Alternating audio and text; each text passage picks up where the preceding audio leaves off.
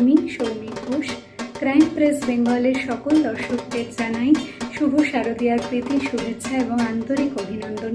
মায়ের আগমনে এবং মায়ের আশীর্বাদে সব কিছু হোক শুভ। আপনারা সবাই সুস্থ থাকুন, ভালো থাকুন। Thank you.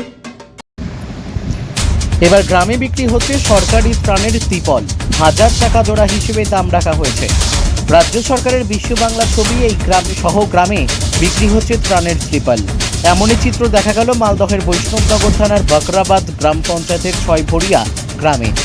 সরকারি ত্রাণের ত্রিপল বিক্রেতাকে আটকে রেখে বিক্ষোভ গ্রামবাসীদের, এবং বিক্রেতাকে জিজ্ঞাসা করলে তিনি বলেন, মালদার মানিকচক ভূতনি এলাকায় যেসব বন্যা ক্ষতিগ্রস্ত পরিবারগুলি 2 থেকে 3টি ত্রিপল পেয়েছেন তাদের সেই ত্রিপল বেশি হয়। তারা বিক্রি করে দেয়, তাদেরই কাছ থেকে কিনে এনে গ্রামে বিক্রি করছি। চারিদিকে শুরু হয়েছে বর্ষা, আর বর্ষা শুরু হতেই মালদার একাধিক অঞ্চল বন্যায় প্লাবিত, আর সেই সময় বিক্রি হচ্ছে ত্রাণের ত্রিপল। তাকেই ঘিরে ধুমধুমার কাণ্ড। দেখুন সেই ভাইরাল ছবি।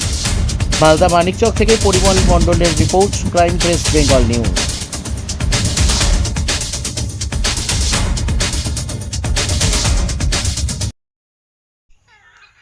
একটা লোক এসেছিল, একটা ছেলে তিরপাল, সরকারের তিরপাল বেচতে আমরা দেখেছি। সরকারি তিরপাল? হুম। ও হ্যাঁ, হ্যাঁ হ্যাঁ, সরকারের তিরপাল।